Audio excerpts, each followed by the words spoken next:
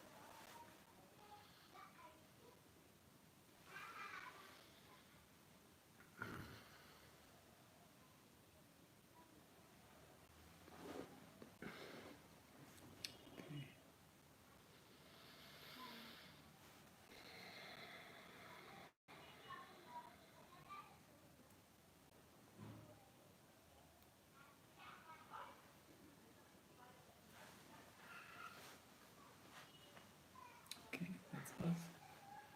So let me just copy the...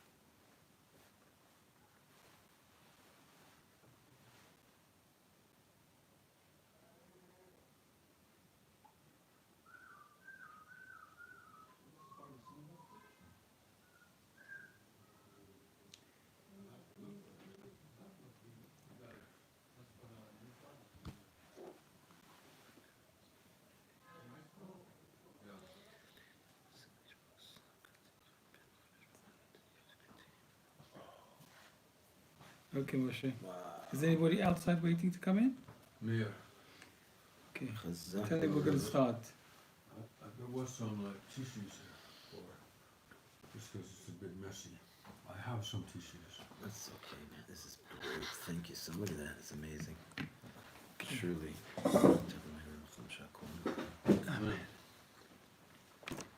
Okay. It's the spot right there. I got a little intimidated when you said you mixed the right milk. So I thought, okay, I'll ask who the sugar. But he wasn't there. I went to Chernobyl, so. We're looking good. We're looking good.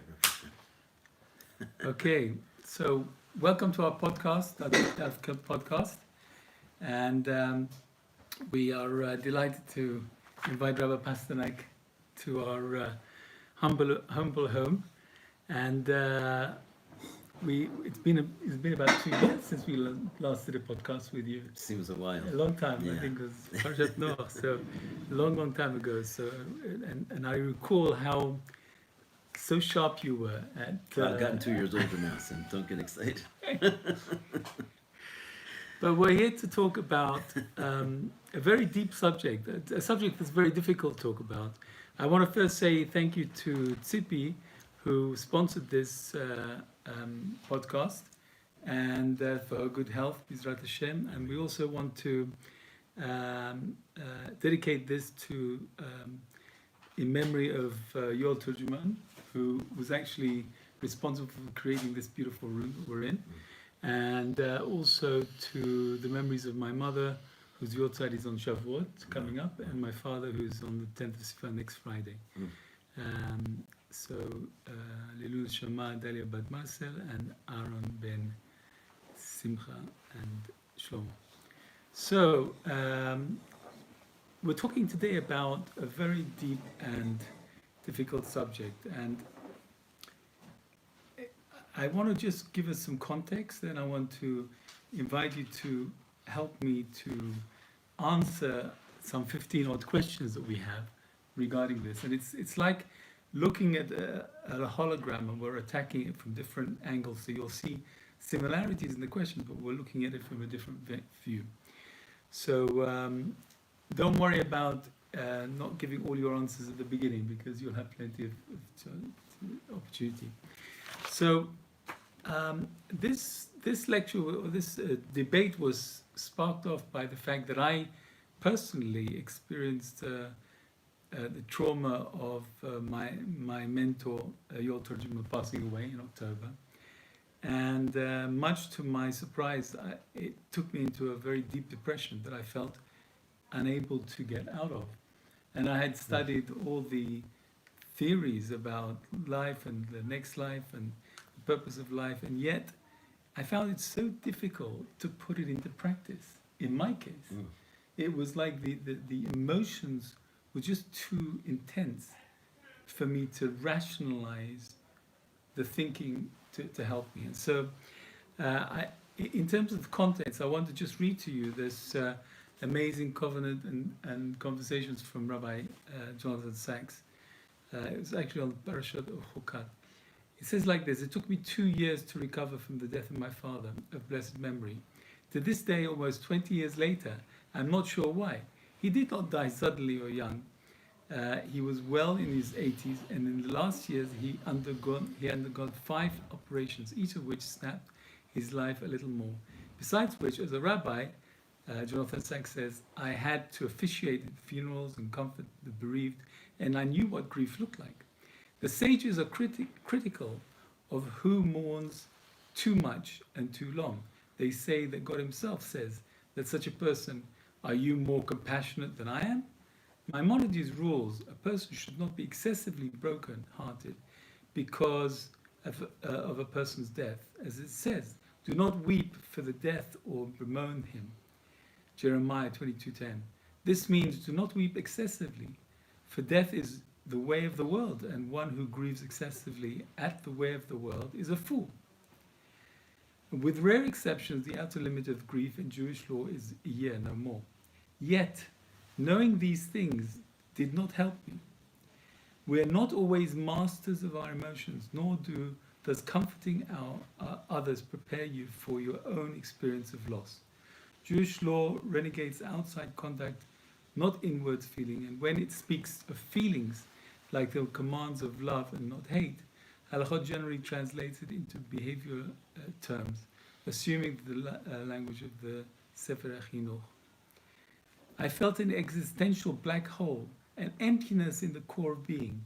It deadened my sensations, leaving me unable to sleep or focus, as if life was happening at a great distance, as if I were a spectator watching a film, out of focus and the sound turned off.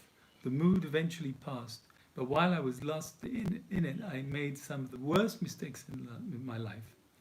And then he goes on to talk about the parasha. And I read this because it really reflects exactly what I felt I was going through. And so I wanted to... Do you feel that now, or you basically feel it? No, I came out, but I was wanting to have this conversation about 2 months ago, but... I'm glad we're having it now. I'm glad we're having it now too. But nevertheless, I feel that many people out there have gone through or will go through a similar experience. And we'll come to a minute the example of Moshe Rabbeinu, that even a great sage like Moshe Rabbeinu also fell on when he was dealing with his bereavement of his sister Miriam, which we'll come to in a minute. But I'm gonna start by well, just firstly, is there anything you'd like to comment on just on that text before I start on the questions? Just that I don't feel 100% qualified to discuss these matters because, thank God, my parents should be, healthy and well. Amen. I think that's a major thing. That we're talking about Rabbi Yol. Yeah. He had another Talmud, also a dear friend of mine, and once a Talmud. It's always a Talmud. Rabbi Shmuel. Yes. And Shmuel, such an amazing person. He said one time he went up to the rabbi in the shul, and he said, or maybe someone else asked and he heard this answer, like, how do you have kavanah? I'm trying to have kavanah in davening. I'm really trying to have kavanah in davening. And it's like, what do I do? What do I do next? And the rabbi basically said, just wait. You'll lose someone in your life, and then you'll have kavanah in davening. Don't worry. Don't start now. I love it. There's this, it's a very strong vort. There's a certain levels of life experience that. So I mean, obviously, that level of, but it's I can relate in terms of the sense of obviously whatever losses that we've had. It's and also just in terms of generally losing things in life. And just feeling that you've reached a state of despair. I think that's a very human experience. What do you do with that moment? How do you deal with that moment when Hashem brings us to such a dark place? And then where's God there? Right. And finding Him, I think it's the faster you find Him there, somehow the easier it is to solve it. Right. So let me start with question number 1. Yeah. This is the beginning of the questions. And it goes like this. When I contemplate that my existence will one day vanish like a puff of smoke, I'm overwhelmed by the futility. How can we embrace life's temporality rather than be crushed by it? Yeah, I have to admit, I peeked at the first question. I left it there for you to peek at. No, but I have, came to my mind the following. Many people feel in general that we're on a small ball, the earth, in the middle of like a practically infinite universe. And we're sort of, lives are like meaningless in that sense, I think in the olden days, before we realized just how big this thing was, we sort of had this global central, what do they call it, the earth? There's a name for it, but the earth is the center of the universe. And basically like we're very important. Geocentric, thank you. Once like sort of that switched and we realized that maybe we're nothing, so everybody got real worked up. I think it created a great depression amongst the human race. But the Torah sort of solves that issue for us Jews, because it says no matter how big this thing is, there's only one Har Sinai, there's only one Yerushalayim, there's only one Beis HaMikdash. Like God who created all of it, He's there, and so it is the center of all things. No matter how big it seems, we have this unbelievably compassionate philosophy that we are the center of all things. We don't have to get shook up by it. So if that's true, like regarding space, it's also true regarding time. The fact that you live in this momentary existence, which has an end. First of all, it's an extraordinary chiddush. Nothing else has an end, right? We're in this little piece of existence, which is essentially the most significant of all of the infinite existence. So while the whole thing that it's like a fluttering moment, that is its greatness. Nothing else has this quality of being a fluttering moment. Only us is finite. So the moment that we have here is the most significant thing that could possibly ever happen anywhere, anytime, in any universe. But that because it's so precious. You see what I'm saying? It's like reverse psychology. I mean, it's just that's the way I just understand it to be. I'm not reversing anybody. That's the matzav. That's the truth. Interesting. Okay, so let's go on to question number 2. If you're not famous, or you didn't invent something, because that's exceptional, but if you're a general person, a regular person, who's going to remember you in 100 years' time? Even your grandchildren, great-grandchildren. They write about you like 2 paragraphs and that's it. But again, same answer, right? You said you're going to come at it from many angles. Yeah. Because the same thing is, you weren't finished. So you surely are going to be forgotten from human consciousness. Our tradition describes humans as a fragment of pottery, a blade of grass, a flower that fades, a shadow of a bird that flies across a field, a cloud, a breath of wind. If we're so ephemeral, so fleeting, why should our brief existence matter in the grand scheme of the universe? Right, so we have basically our answer right there, right? It's like, on the contrary, our fleetingness and the fact that we won't be remembered, and all we have is this like sort of seemingly totally unimportant moment of time, for whatever reason regarding the creator of heavens and earth, who's basically the most important thing. That's where all the meaning comes from. He is assigned somehow the greatest meaning to these fragile moments. So it's not really necessarily even about being remembered. It's about just being here now. So right? You're saying that really the falsehood in the analysis is that we think that it's human consciousness that should remember us, and it's not. they don't remember us. But you're saying that it's actually Hashem who will remember us, and He's infinite, and He will remember everything. Yeah. So that's where the infinite comes into the finite, because He is remembering what you did. Yeah. In Hasidus, it says it's not even necessarily infinite in the finite. It's something which is beyond infinite, because infinite doesn't really interact with finite. Infinite makes finite unimportant. Right. But God Himself, who's beyond even infinite, He makes finite important. So it's Right. even beyond infinite. So how much more important could it be? Right. Okay, question number 3. Maimonides conceived conceived the purpose of life as spiritual delight that comes from knowing God. In our secular age, can the pursuit of knowledge, whether it's divine or earthly, truly provide sufficient purpose for our existence? So we call it Chabad, which is Chochma Bin and Das. So generally, knowledge. And that seems to be the pursuit of this philosophy, Yeah. right? But in truth, the pursuit is a whole and perfect life. A life, let's say, to be a Beinoni or even to be a tzaddik. So why is it through the Chabad? It's not that it's about the Chabad. And so the answer is basically no. Through knowing something alone, you cannot really experience the totality of what your life was given for, but it comes through there.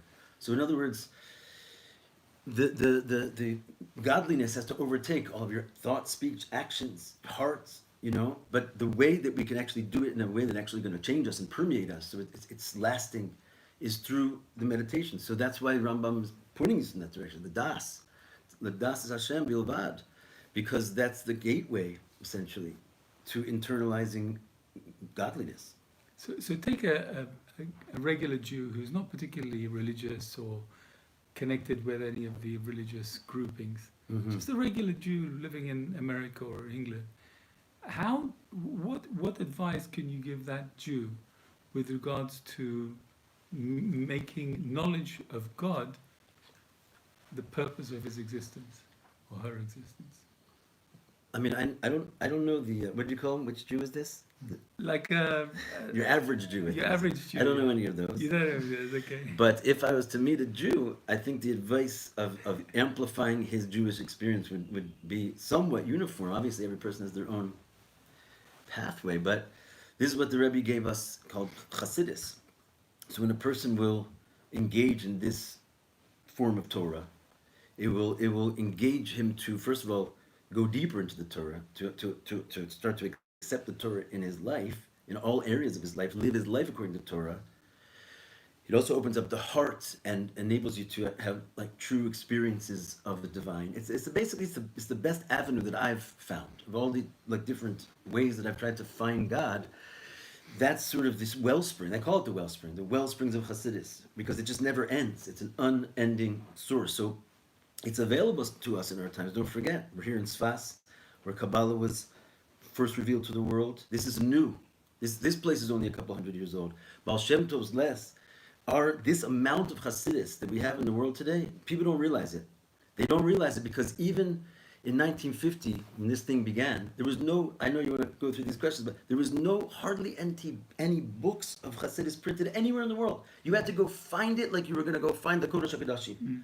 So the fact that it's everywhere you want it, it's an unprecedented availability for your average Jew to become completely spiritualized being. There's no more average Jew. Like, that's the whole idea of being like a shliach. Wherever you go, you can be enlightened in whatever area you live in through these teachings. I just want to hold on to this subject a little bit longer. When I say an average Jew who's not religious, in other words, we know that the mitzvot are vehicles for us to know God and to connect with God. But someone who's not involved in mitzvot in their lives, what one thing would you recommend them to do that would really enable them to get to know God and therefore give meaning and purpose to their lives? I don't mean to be a broken record here, but learning Hasidus, whatever way you can basically get it to them. Why? Because it's like divine information. It's the only thing that can convince a person.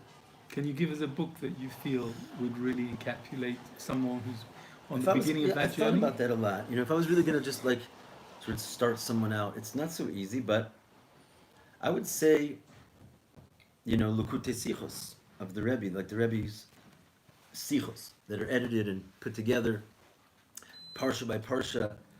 You know, I think that's an area. Obviously, the main thing is not necessarily the book, but the engagement with the particular person that is going to bring this person close to these books. Right. In other words, the interaction of the Jew that's going to try and get him on board is extraordinarily important to do it right, to connect him properly. But I think that I think that's the idea. I mean, ask the question again. You're saying that a Jew is not occupied in a it's not religious occupied life. in mitzvot. So which book would you recommend Which book? that would really start him off on that journey? I would say honestly, I'm not even joking. The 5 books of Moses. Ah. I'm serious. I'm happy you said that, Yeah. because I agree with that. Yeah. That's really the starting place for any journey. Yeah, it's 5 books of Moses. That'll get you interested. Very You know what I mean? But in terms of actually pursuing like what is this? Like, okay, I see this is like there's some crazy story going on here. What is this? What's this all about? Why is this related to me? Yeah. Right? That's like where the sichas basically come in. Okay. So question number 4, and this will relate to you. You'll relate to this. The Hasidic tradition is to avoid the word death. Instead, using terms like departure, or hiding, or being taken from by God. How does the language that we use to describe our mortality shape our relationship with it? And can changing the words, simply by changing the words, change our experience?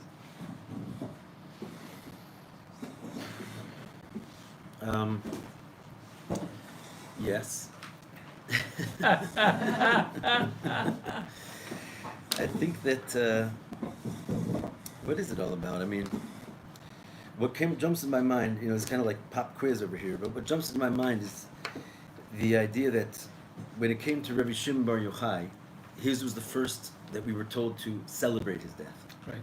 And he's talking about the Hasidic way of view. It's really the Kabbalistic way of view, and it's really the idea that it's connected to the Eitz Chaim as opposed to the Eitz Hadas, right? The tree of life as opposed to the tree of knowledge. The secret inner parts of the Torah are called the tree of life, and according to the tree of life, there is no death. Right. And the idea is that if he would have eaten from the tree of life, Adam, there would never have been death for anyone. And certain people ate from that tree of life. Classically, Rabbi Shimon Bar Yochai, right? He was associated with the first person to reveal the tree of life, the secrets of the Torah to the world. So he was eating from the tree of life, and therefore he really lived forever. And not only did he live forever, but even when he was alive, it says by him that when the whole temple was destroyed, right? He didn't experience a world with a destroyed temple. He walked around in the world, the temple was built. And he experienced mamish the full revelation of the God as though there was the temple standing, and he wasn't in our part of this side of the curtain. He was in this side of the curtain which is called life. And so his contribution was that he wanted to share that with our side of the curtain, gullus and all these bad words, which is a broken reality, which is there for a reason, for us to get out of. But that's the whole point. Let's change our wording. Like we now have sort of these Kabbalistic tools. He told us to celebrate the opposite of life, right? So these practices essentially are it's like we started this conversation with, what do you do when you get in that place of despair? You have to find God there. So you get to work, right? So the work is, you have to basically turn this place of darkness into light. So this is what the language is, our practices, that's kind of what the whole life of a Jew is really nowadays. Nice. So the next question, 5. Rav Dov Ber of Maastricht told his children on his deathbed, hold yourselves together as one, and thereby you will overcome everything. When we face the reality that we cannot live forever, can the communities that we build truly carry our legacy forward? Is that enough? That last line, can you say it again? Can the communities we build truly carry our legacy forward? Because he's suggesting that if we become one, we will live forever. Yeah, I think, this whole idea of let's say, the Rosh B'nai Yisrael, the Maggid of Mezrich was the Rebbe. And what he was saying was, if you want me here, don't separate, right? Because if you separate, you're going to lose me. I'm the Rosh of a body. If that body will maintain its composure, then it can have a head, right? And so it's basically kind of like making a mishkan for Hashem, right? What are the Jewish people in the desert? This speaks Parsha. Hey, how do you like that? Yeah, Right? We were on the beautiful. right, we're on the left, we're on the north, we're on the south, and because we created this cohesiveness, so the Shekhinah could dwell in the middle of us, right? So the Achdus of Yidden. By the way, this is called Shabbos Achdus this Shabbos. So it's an initiative of the Rebbe that the Shabbos before Shavuos, he wanted everyone far and wide to know that we should all get together. In fact, this Shabbos, where all the communities are getting together in Tzemach Tzedek, hundreds of people will be there. Because, why? Because we're getting to Har Sinai, right? So, you know the famous Vort where it says that in the Haggadah, we say, Ilu karavnu lifnei Har Sinai v'lo nasan lanu es haTorah dayenu. Yeah. So what's dayin? You're going to bring us to the mountain, not give us the Torah? That would have been enough. What's so enough about that? So the famously, it's the Achdus. The Achdus of Yidden, it says we were Ish Echad B'Lev Echad. That was such an experience that even if we didn't get the Torah, dayenu. And quite frankly, the reason we did get the Torah was because we achieved that experience. So the Torah lives it's called Torah Shalom. It only will rest in a place of cohesiveness and togetherness. So you can't have the Torah unless you have Shalom. And that's what he was saying. Like, I'm not going anywhere as long as you guys stay together. And that's what the Hasidic brotherhood is today. That's what the Jewish people are today. It's like we stay together. And therefore Hashem divinely protects us and goes in our midst. Okay, thank you. Question number 6. There's a Hasidic belief that the day of one's passing should be celebrated, as we said before, as a completion of life's journey and a return to God. How can we possibly view the end of life as, not as a tragedy, but as an accumulation? Can we learn to express gratitude even as we approach our end? Got to see that one again there. The whole thing. There exists a Hasidic belief that the day of death should be celebrated as a completion of life's journey. How can we possibly view death? You're talking about, at this point, one's own death, it sounds like. Yeah, You know? yeah. Right? Not as a tragedy, but as a culmination. Can we learn to express somebody gratitude even else's as we approach our end? Yeah. That's a deep one, man. I mean, I don't know what to say about that, to be honest. Okay, with you can do it. You're allowed 3 passes. Number 7, the Kaddish prayer reminds us that no mourner grieves alone. In our individualistic society, we have lost the healing power of collective mourning. Might sharing grief rituals protect us from the isolation of loss? Yeah, I mean, look, you come together, the house of mourning. It's all about being comforted by others. Like in the statement that we say to a mourner, that there's a lot packed into there. You're basically telling him you're not alone, right? And you're adding on like our collective mourning. Yeah. That not only is he not alone, but we're all basically there, the same place that you are at some level, right? My feeling is that is all well and good during the Shiva, but 6 months later when you're alone and that's all past and everybody's gone on with their lives and you're in the deepest of the deep of your depression. I mean, I've seen so many examples of someone that comes to shul to say Kaddish for their father and then becomes religious because of that, because they weren't in any way interested, but they had this sort of Jewish thing that they're going to go say Kaddish for their father. They wound up having to go to shul all the time. And once they wound up like in the minyan, they tasted life. They tasted what it means to be around Jewish people, and like it gives life, So I think a whole, it's not only the mourning that like when you get into that situation, it's that it kind of touches on the previous question, like how do you prepare for the end? Because you're starting now. If you want to be like comforted by the community of you have to be in a community the whole time. Right. You know what I'm saying? And you're living like to make minyanim, and all of a sudden you're not alone, you know. So the more Jewish behaviors you have, you'll notice that the more you're just together with other Jews, right? It creates like a bond and a togetherness and a brotherhood. And so when you're there, that's obviously the most healthiest place to catch you, God forbid, if you fall into such a situation. Right. So the question number 8, we couldn't leave out Kohelet. Vanities, vanities, all is vanities, repeats Kohelet, as it catalogues our desperate attempts to build monuments that outlast us. Why do we continue to hoard and build as if we could overcome death?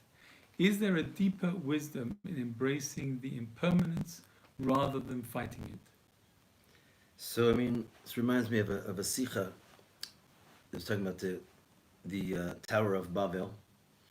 And there was speaking about, it was like in the early 50s, so the Holocaust was raw.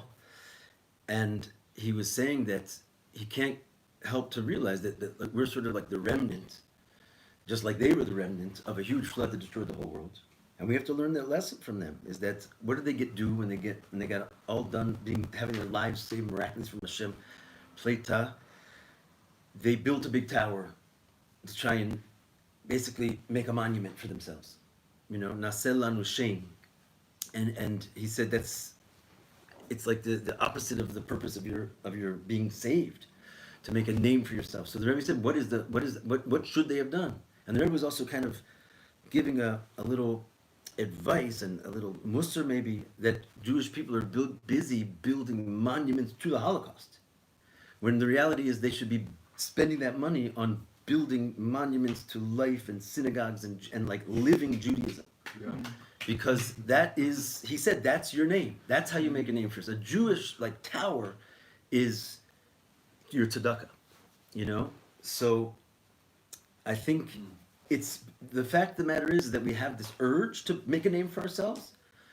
That could be turned into something very, very holy, you know? And in fact, the Rebbe used to oftentimes in the early years keep repeating, mitzvah lefarsem ose mitzvah, that you should publicize, and he brought it from a like a kind of a das yachid.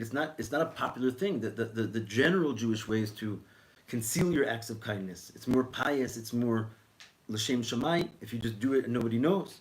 But the Rebbe was encouraging people to do it and let everybody know, because he wanted to essentially turn this around. The America. He used to talk all the time about America's sort of thing was just this endless hunger, you know, to build and to etc. So he you know, that the whole concept is to take the negative qualities and specifically use them for holiness. So therefore, instead of, everyone can't wait to build a bigger building. Everyone can't put their name on everything. It's all about advertising, showing yourself, your face. Even this, right? Why are we doing this? Because we have some kind of weird American taiva that we shouldn't be known all over the world. But the idea is that let's at least use that for a mitzvah, right? And other, let's tell everybody else to do it. We're doing a mitzvah. You do it too, right? Like publicize the greed, so to speak, human nature, and utilize it for good. It's the ultimate, what we call hapcha, transformation of evil into good. It says, for example, that Yaakov, he tricked his brother a couple times. He tricked me twice. Even to the point that the name Yaakov means to trick someone. It's a weird, you know, it's like, maybe they got a point, all these anti-Semites, you know what I'm saying? So what's the story with Yaakov? Why is he busy tricking everybody? So it says, because in the Garden of Eden, everything was perfect, except for one thing, trickery, right? The snake was called Arum, called Chayas HaSadeh. He was cunning. He like used his intellect to deceive. So deception itself was treif. It was the only thing that was never used for God. So the Bachir Shabbat comes Yaakov Avinu. His job is to elevate the world. He's going to use trickery for God. It's the whole story of the Jewish people, really. And that's what we're doing here. We're looking like we're normal human beings, living normal human lives, but we're totally involved in a different operation. We're just like taking the garments of Esav and using them for good. So this is how you deal with that human emotion of needing to be famous. Go do it. Right? Like I once asked Rabbi the Kabbalist Rabbi Ginsburg, Oh, yeah. I asked him, and he was giving a lecture, and I had a moment to talk. He's like a very striking person to even see. He's totally kadosh. And I went over to him, and I was in that area of my life where I was really trying to get my music together and practice. And I said to him, can I elevate jazz, you know? And his line back to me like this, you think quick. He says, I don't know, can you? Like, profound, really, you know? Stop asking like if you can be good. Like, go get the job. Can you get this? Can you be trickery for kedusha? Well, Go ahead and let's see if you can do it, buddy. You have these aspirations. The question is, it's hard work to be famous for the right reason, for any reason. But if you're going to already do it for God. You know. So I can vouch for the fact that you can elevate jazz as you played in Yuel's Lechadodi We had that trio, so that moment was together. wonderful. Baruch Hashem. Okay, question number 9. Maimonides warned us of excessive grief, saying death is the way of the world, and one who grieves excessively at the way of the world is a fool. How do we honor our grief without being consumed by it? Is it possible to cut off from our emotions? So, something that comes to mind, it's all kind of obviously stream of consciousness situation here, but the Rebbe would consistently send shluchim to a house of mourning, obviously to be, Menachem Avil, but also he would say to the shliach to let them know that mourning is also a mitzvah and you have to do it b'simcha. And that's a very deep thing to say to somebody in that state. Like that, he didn't say it once, he didn't say it twice. It was like something that he would pass on. This was like a message that was heard more than once. And what does it even mean? I think it gets to the sort of the heart of your question. Like, how do you deal with the mourning? No one's telling you not to mourn. On the contrary, mourning is a mitzvah, but you have to do a mitzvah b'simcha, right? So the fact that it's a mitzvah is itself reason to be sameach. And that's kind of what brings us back to the whole beginning of this conversation, this fleeting moment that you have right now that what does mitzvah mean? It means tzav tzibachibur, you're connected. You don't, and you said before, I didn't say anything, because I was being polite, but you said, what about Jews who are not involved in mitzvahs? No such thing, right? It says every Jew is filled with mitzvahs like a pomegranate is filled with seeds, right? So what does it mean they're filled with mitzvahs? First of all, it means they're connected to God in this moment of being on the earth. Anochi metzavacha hayom. Anochi is like the highest name of God, the essence. Metzavacha, I'm connected to you. Where and when? Hayom, in this olam hazeh, in this fleeting moment. That's when you get the essence of God connected to you and no other time. Now get this. I said this to the wrong person recently, but it's an awesome word. The idea is, if you're listening, the Rebbe says kacha. A being of creation is no way able to connect to the God, the infinite. There's no mechanism which connects those two things. Finite cannot join with infinite. Just it's like a mathematical no-go. It's impossible to have an effect on it. It's impossible to even show up on its radar. There's no connection. Unless the infinite being decides from his end to give us some kind of a way in there. Then yeah. Right? But it's only from God, and you can't get it any other way. So therefore, the mitzvahs are this unique thing that God put into the creation, little boxes of connection to touch something beyond the creation. And Baruch Hashem, Jewish people have those things, right? The 7 mitzvahs B'nai Noach is a little bit different. Our 613 mitzvahs is that. So a Jew has the ability to connect to God. It's not normal. It's not supposed to be. But he says that that's true whether you're doing the mitzvah or you're not doing the mitzvah. Why? Because when you're doing an avera, you're also having a relationship with the one who is beyond creation, and you can't get out of it. That's what a Jew is. You're connected to God. Every Jew is filled with mitzvahs, right? Like so. First of all, that's reason to be happy, no matter what else is going on, right? So if that's happening, then honestly, it's like the famous story of Reb Zusha. What do I care if God commands me to daven or not to daven? In the prison. But, so, in other words, you're happy. One way or the other, you're happy. Yeah, very good. Question number 10. Judaism focuses on finding God in this life, not in the next. The dead do not praise God, says Psalms. How might our relationship with mortality change if we truly embrace life as a primary arena of meaning? Can we find purpose in the finite rather than seeking it in the infinite? Yeah, I mean, I was like doing some scrolling the other day, and I scrolled onto the Lubavitcher Rebbe, and he was talking about how people think they can waste money. It's a waste of money. He said the greatest thing you can waste is a moment of your time. I stopped scrolling right then and there, and I'm just saying, like, it's a very frightening thing when you realize that every single second that you're here is this like totally impossible opportunity.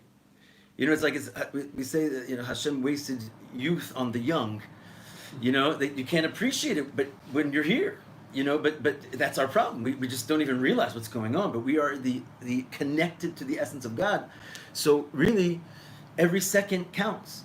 Whatever it is that you're doing with those seconds. But main thing is like your awareness of this. Mm.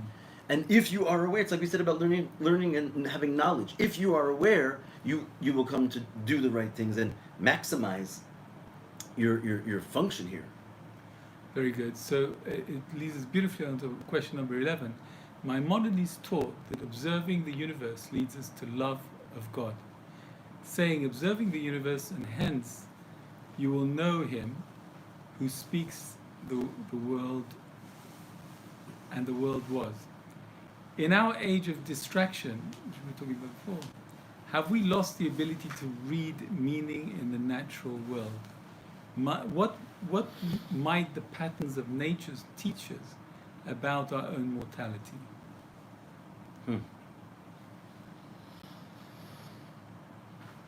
There's a lot in there. I mean, there's a few different questions. I have to thank AI. Yeah, it's good. I guess that's kind of part of the answer, to be honest with you, because you're basically saying, have we lost something with all this distraction? Correct. Have we lost the ability to find God through nature? Through nature? Yeah. I mean, I think so, to be honest with you. I mean, but I don't think it's a win-lose type of thing. I think the scenario of our field of service changed, and I do feel like it's kind of a dreamy type thing to think what it would have been like before all this, and how our connection with God. We basically think there's something called the Yeridas Adoros, that the generations have been like plummeting in terms of their connection. That's probably why. Like, we're just sort of getting all lost in this. On the other hand, we're sent here. So, you know, if you have a shlichus and the king commands you and sends you to a certain place, you wouldn't want to be in another place. That's not where you're going to find him. So he gave us this arena, which is, part of it is this distractions and so forth. But like, in other words, this is the place where we need to do our work. So it's the best place they could possibly be. In other words, there's no reason that you wouldn't be able to connect with God as much as they could. You know, if we tried to connect the way they are, and they're going to try and connect the way we are, that's not. Then yeah, you're missing the point. But in your moment in time, no opportunity is missed, or can be missed. Since the whole purpose of creation is for us to connect with God, it doesn't leave an area which lacks the ability to make that connection. So in Chassidut, Hitbodedut is very big. Going to the forest, the nature, and really meditating. But what does that meditating on the nature teach us about our own mortality? What would you say it teaches us about our mortality? Because everything in nature also has a beginning and end. What does meditating on nature teach us about specifically mortality? About our own mortality. Pass. Okay, that's the second pass. You got one more pass, but we're nearly there. We're getting there. Nature regenerates. Remember, you were talking about that. So it's connected to Hashem. Like Hashem remembers, and that tree comes back. Right. So number 12, Hasidic tradition offers a remarkable interpretations of dementia. They say it's the soul has already joined God, while the body remains here. How do we find meaning in the most difficult aspects of human experience? Is there wisdom in seeing suffering as something other than meaningless tragedy? Whew! What are you doing to me, man? This is I got to read that one more time. I'm Yeah, just of going to course. take a look there. It's funny. Oh no, No, sorry. the one before that. Look, I mean, I think primarily on a, as far as where the person is, I don't think it's different than the thing we said before. Where the person, the suffering person is, the person who has the dementia. Hashem sent him on shlichus there. Right. So whatever he's like dealing with, he's either patur from mitzvahs or he's got some way of connecting with God exactly as he should for his life and it's perfect. So I don't know if you have to, you know, again, like each one of us is ultimately on our own. We're alone. So your main experience and your purpose of life is to commune with the one that's around you. At the end of the day, we're all truly alone. No one else sees the world. We're talking about community and so forth and how it's helpful to be together. But each single person is 100% by themselves. It's a very strange thing. So to get comfortable by yourself is scary. You know, you can get frightened. You'd be bored. You don't know what to do with yourself. You know what I'm saying? But theoretically, that's mastery. Is just being by yourself and communing with in a true and wholesome and highly energetic way that you're like experiencing light and love. That is something you can do either in Mitzrayim or in Eretz Yisrael, etc. As far as the people who are taking care of this person, that's a whole nother thing. Right.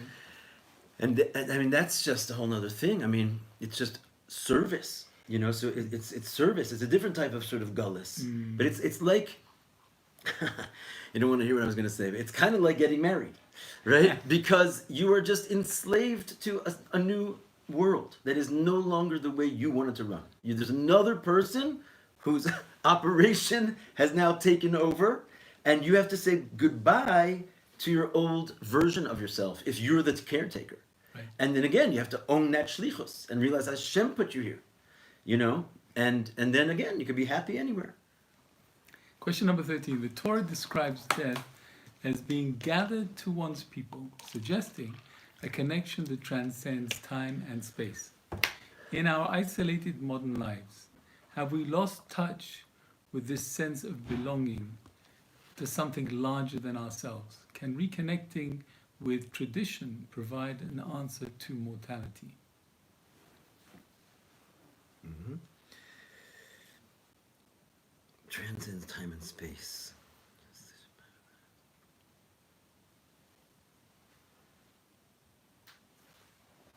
I'm going to use my third pass. The fast it is. Okay. There's only 2 more questions, so Okay. So, I still got a chance at passing grade here. yeah, we're going to pass one or two questions to the group. Okay. Next, for question 14. The Sofer HaChinuch teaches us that the heart follows the deed. Our actions shape our feelings, not just the reverse. When grief overwhelms us, can structured ritual actions truly reshape our inner landscape? Is there wisdom to doing before feeling? Wow, profound. Yeah, that's a smart AI you got there. Yeah. Lord Jonathan Sachs, that thanks. Yeah, I mean, think about it. It's very counterintuitive to the way the world thinks. You have to fall in love, and then we are the religion of nasa v'nishma, practice, and then you understand because it's like the way. It's like you ever see the Karate Kid, wax on, wax off, and all of a sudden you're like a mamash a karate master. So this is Judaism. That's why our laws are called halacha, halicha. It's like this is how you walk, this is how you talk, this is how you tie your shoes. It's totally behavioral. And then the idea is that because it's divinely like united with our unique souls, and it's the perfect thing we should be doing, even if we don't even know why, so it elicits our inner selves to come out. It's like if you have the right behaviors, if they have to be the right behaviors, but Baruch Hashem, God gave us the Torah, so they're all exactly the right behaviors. So you just walk in this way. Obviously, it can become mechanical, and people can feel stifled and rebel against that. But if they're a little bit smarter than that, and they like recognize that this is good for me, so they'll exercise even though they don't want to. You know, they'll eat the right foods even though they don't want to, and all of a sudden they become healthier and healthier and healthier and healthier. Your heart will follow. You'll fall in love with it. That's true of anything that you practice. You sort of have a leaning towards it. How much more so if you're practicing divine strategy here? Very good. Okay, last question.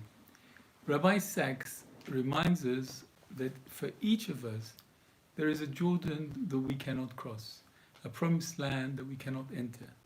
If we cannot complete our life's work, if something has always remained unfinished, how do we make peace with our own limitations? Can we find meaning in the journey rather than the destination? Very nice. Deep guy. I think that we're just coming not too far from Pesach Sheni, and the Rebbe's message is, you always get another chance. It's never too late. And Pesach Sheni also means you could jump. And not only jump once, you can jump twice.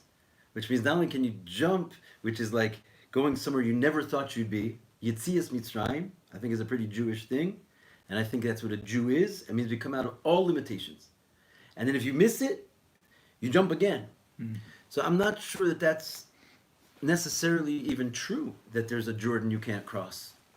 In other words, that's limitation, that's restriction, that's Mitzrayim. If you're living in the world of the Eitz Hadas, and you're dealing with nature as your sort of guide, even spiritually, even in Torah, there's something called Mitzrayim of Kedusha, right? And the Rebbe warned about this, and this was, in a certain sense, I would say this is one of the most important Hasidic doctrines, because even in Kedusha, there's a concept that there's a Jordan you never cross. Look at the Torah, and it doesn't end with them getting in, right? So you could say, oh, it's in the Torah. No, the Eitz Chaim, right? But that's the Eitz Hadas. That's like how things appear from this side of the curtain. But the Eitz Chaim says that we're already there, actually. We've already crossed the Jordan. We're presently in the Holy Land and in Gan Eden, and if you just open your eyes, you can actually see that you're already there. You didn't need to cross it. You need to basically realize that you've already crossed it. And that whole mentality is a very deep way of living your life. That's transforming darkness into light. You just don't let it in. You just do not give it one, it's going to creep in and convince you that it's there in 100 million ways. And we talked about the positivity bias. This is you need a Rebbe to show you this. This is not human. This is something totally you'd never think of, because you are a human, and therefore you're in Mitzrayim. But the Yiddish and Neshama is not. So if you're thinking about what it thinks about, there's a Yom Yom, this book that Rebbe wrote little aphorisms for every day. And it says that once upon a time the Rebbe was alone, and the Hasidim were alone. And the Alter Rebbe changed that. He made it so that the Rebbe is not alone and the Hasidim are not alone. Seems simple, but what does it really mean to me, at least? Is the Rebbe lives in that world. He's Rebbe Shimon Bar Yochai. He's Moshe Rabbeinu. He's in the Holy Land. Why didn't Moshe come into the Holy Land? Because then it wouldn't have been work to do here. He is just the brilliant Son of God, Son S-U-N, right? There was no way to see darkness in his presence, right? The desert bloomed, and so he was alone though. The people didn't have his experience. So Chabad Hasidus was like this event that took place in the annals of Jewish history, the Matan Torah, and it made it so that the Rebbe was able to share his experience with us, at least intellectually. And he put his thoughts, his deepest godly thoughts, in a place where you can think those thoughts. So now you're thinking what he's thinking. You're not alone, and he's not alone. All of a sudden, you've seen behind the curtain. Now the question is, what are you going to do with that? It's you're going to just take one taste and then walk away, or you're going to realize that theoretically, you could be thinking those thoughts all the time. It means you never return to this side of the curtain. You have the positivity bias. Look, you'd have to be a Beinoni and then a tzaddik. You might think you'll never get there, but the reality is you could. Nothing's really stopping you. So every moment that you're there, again, if it's fleeting, who cares? The moment that I have now, I can be in that Hasidic place. That's all I need. Maybe I'll try the next moment. Okay, we've come to the end. 15 questions. Excellent. Very good. So, anyone have any burning questions you'd like to ask Rb Pasternak? Go ahead. Actually, on those two last questions, so on the one we just answered now, how do we not, if we're having this positivity bias, how do we not make it toxic positivity, where we still have an awareness of our work to do, which is try to it's a dot, and while still like having this awareness of it's time, but not like just completely ignoring the process and sort of like being in this delusion of already being there, without actually like like basically ignoring the obstacle as opposed to trying to face it to actually end up there, but at the same time knowing that it's already here. It's sort of like a paradox. I mean, practically speaking, do you know anybody? Obviously, you can sort of remove yourself, but everybody that you know is having this human experience of difficulty. So I mean, it's hard to ignore. So that's what I feel like. Even though there's those difficulties, there's a lot of like just trying to ignore that and just always having this like toxic positivity, where it's toxic positivity, where it's almost like trying to just for example, be in this mashava of Eino Milvado, and always there's God and Baruch Hashem on every single opportunity, but then it's like, maybe this is, there's a moment where that prevents me from dealing with that situation and rectifying it in the way that I should, because I'm like, it's already good. Like spiritual bypassing? Yeah, but I'm saying that might be a problem. Yeah. Yeah. Oh, it is a problem. Maybe it's not a problem. Maybe let go and let God. Get ourselves and our ego out of the way. No, it is. Stay in the wholeness, but not with these labels of positivity or bias. No, but they're talking about like basically avoidance behavior, right? And then using spirituality to sort of justify that dysfunction. I think that's what you're talking about. Don't do that. That's all I can tell you. Right? Yeah, it's not the way. It's not going to actually. It's not. You're not having the positivity bias. You know, you're not really where we're talking about right now, because you're not. You're not. I don't know. It doesn't.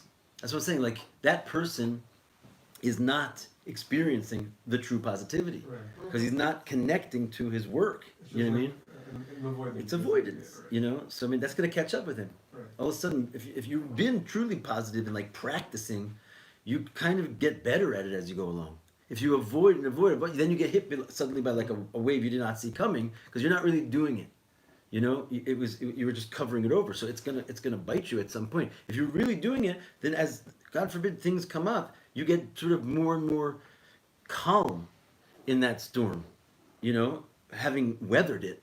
If you never weather it, then some storm's going to come up and you're going to realize you've been doing it the wrong way. Because you're doing it. You have to be being it. And you can only be being it when you pray enough to God to ask Him to please bring that into you, into all of you, into every place in you. Then the stuff comes up and it's just obvious that your response is one of goodness, kindness, compassion. Right, so I think I'm just saying that because it's such an ideal to reach, it's a fine line from having that ability to be, to then falling into this almost chitzoni force, which is just going to make you like delusional and not approach the It's a fat problem. Yeah. This is a major Classic problem. This problem. is why I'm bringing it up. it's a fat Are we still problem. recording? You don't want the world to think we have any problems up here, Shlomo. Don't avoid. That's the problem. That's the problem.